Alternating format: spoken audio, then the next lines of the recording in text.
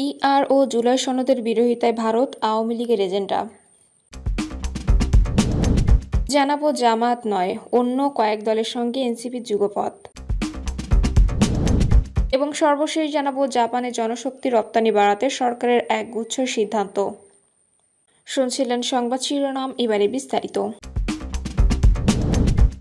জামায়াত নয়, অন্য কয়েক দলের সাথে এনসিপির যুগপৎ। জামাত ইসলামী সহ কোনো ধর্মভিত্তিক দল নয়, মধ্যপন্থীদের সঙ্গে যুগপৎ আন্দোলনে যেতে পারে এনসিপি। গণ অধিকার পরিষদ, এবি পার্টি এবং আপ বাংলাদেশের সঙ্গে দলটির আলোচনা চলছে।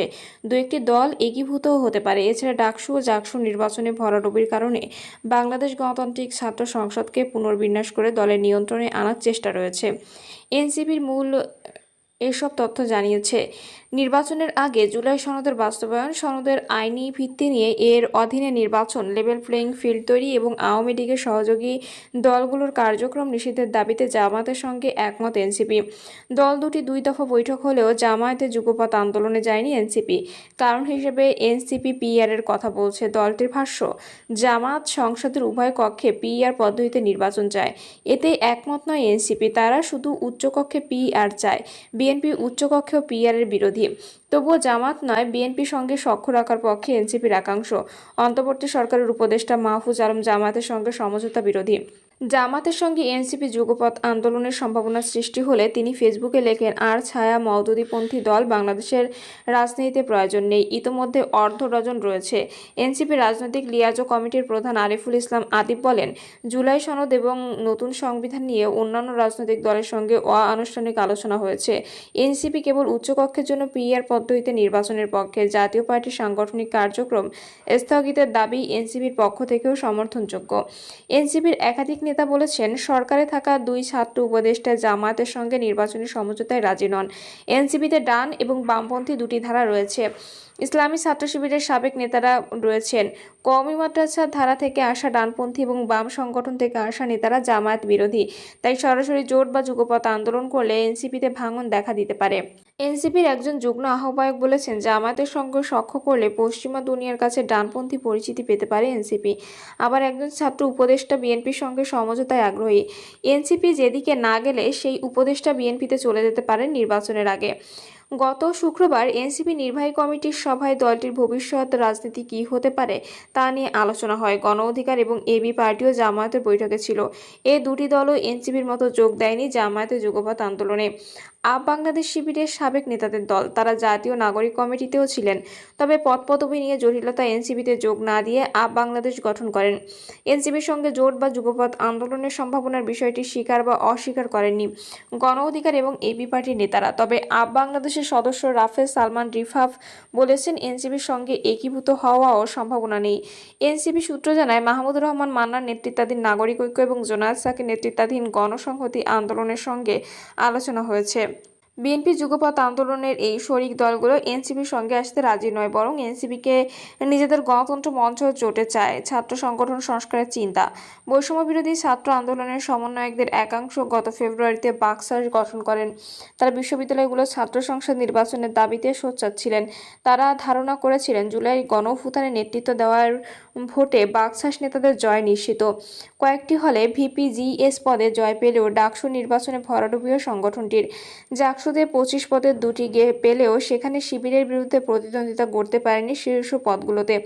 গত শুক্রবার এনসিপির সভায় আলোচনা হয়, বাকশাস নিজেদের স্বাধীনতা কাজে লাগাতে পারেনি। তাদের অভ্যন্তরীণ কোন্দল ও বিভাজনের শোচনীয় পরাজয়ের দায় এনসিপিকে নিতে হচ্ছে। বাকশাস এনসিপির ছাত্র সংগঠন হলেও এতদিন দুপক্ষ থেকেই তা অস্বীকার করা হয়েছে। ডাকসু নির্বাচনের পর অস্বীকারের সংস্কৃতি থেকে বের হয়ে আসার কথা ভাবছে এনসিপি। শিগগির কনভেনশন ডেকে সবার সঙ্গে পরামর্শ করে সংগঠনে সংস্কার আনতে এনসিপির পক্ষ থেকে বাকশাসকে বলা হয়েছে। প্রয়োজনে নামটি পরিবর্তন করা হবে। পিআর ও জুলাই সনদের বিরোধিতায় ভারত আওয়ামী লীগের এজেন্ডা। দৈনিক ইনকিলাবে প্রকাশিত ভারতীয় এজেন্ডা নিয়ে মাঠে জামায়াত শিরোনামের প্রতিবেদনকে উদ্দেশ্যপ্রণোদিত ও ভিত্তিহীন আখ্যা দিয়ে তীব্র প্রতিবাদ জানিয়েছে বাংলাদেশ জামায়াতে ইসলামী দলের দাবি। আসলে পিআর পদ্ধতি ও জুলাই সনদের বিরোধিতায় ভারত ও আওয়ামী লীগের এজেন্ডার অংশ, যা জনগণকে বিভ্রান্ত করার অপচেষ্টা ছাড়া কিছু নয়। গণমাধ্যমে পাঠানো এক বিবৃতিতে জামায়াতে ইসলামী সহকারী সেক্রেটারি জেনারেল এবং কেন্দ্রীয় প্রচার ও মিডিয়া বিভাগের প্রধান অ্যাডভোকেট এহসানুল মাহবুব জুবায়ের এসব কথা বলেন। অ্যাডভোকেট জুবায়ের বলেন, দৈনিক ইনকিলাবের প্রথম পাতায় প্রকাশিত প্রতিবেদনটি বানোয়াট ও অসত্য। তিনি অভিযোগ করেন, ডক্টর জাহিদুর রহমান পানি ঘোলা করে জনগণকে বিভ্রান্ত করার ষড়যন্ত্রে লিপ্ত হয়েছেন। পিআর ও জুলাই সনদকে ভারতীয় এজেন্ডা আখ্যা দিয়ে তিনি আসলে আওয়ামী লীগ ও ভারতের স্বার্থই রক্ষা করেছেন। তিনি দাবি করেন, পিআর বা প্রপোর্শনাল রিপ্রেজেন্টেশন পদ্ধতি হলো আধুনিক বিশ্বের স্বীকৃত গণতান্ত্রিক ব্যবস্থা। বর্তমানে প্রায় 91টি দেশে এটি কার্যকর রয়েছে। বাংলাদেশের বুদ্ধিজীবী, সাংবাদিক, আলেম ওলামা, রাজনৈতিক নেতা এবং ছাত্র সমাজের বৃহৎ অংশ এই ব্যবস্থাকে সমর্থন করছে।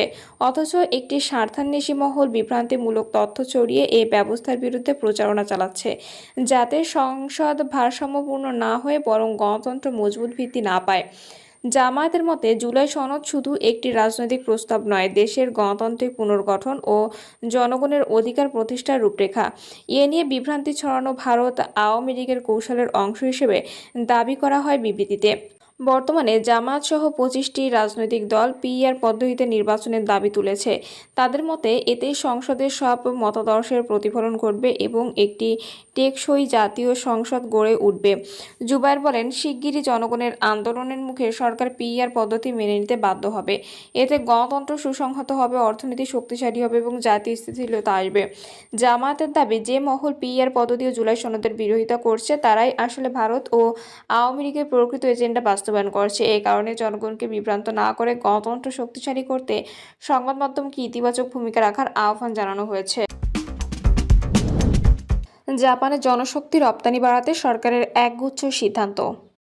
জাপানে জনশক্তি পাঠানোর বিষয়ে প্রবাসী কল্যাণ ও বৈদেশিক কর্মসংস্থান মন্ত্রণালয় জাপান সেল বেশ কিছু সিদ্ধান্ত গ্রহণ করেছে।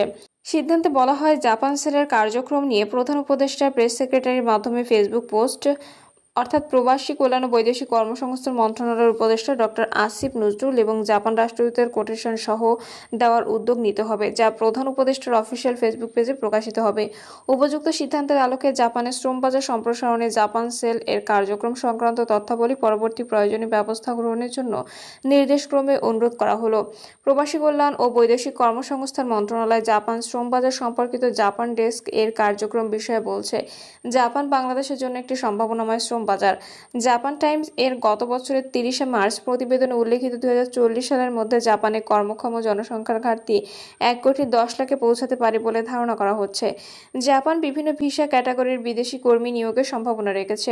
প্রধান উপদেষ্টা প্রফেসর মোহাম্মদ ইউনূসের অনুপ্রেরণায় জাপানে কর্মসংস্থান বৃদ্ধির লক্ষ্যে বিস্তৃতির সঙ্গে জাপানে কর্মসংস্থানের সুযোগ বাড়ানোর জন্য national business support cooperation federation, Japan Bangla bridge recruiting agency limited এবং কাইকম ড্রিম স্টেট বিডি কোম্পানি লিমিটেডের মধ্যে চুক্তি সইয়ের মাধ্যমে প্রশিক্ষণ প্রদান ও কর্মসংস্থান নিশ্চিত করার পূর্ণাঙ্গ কর্মপরিকল্পনা গ্রহণ করা হয়েছে।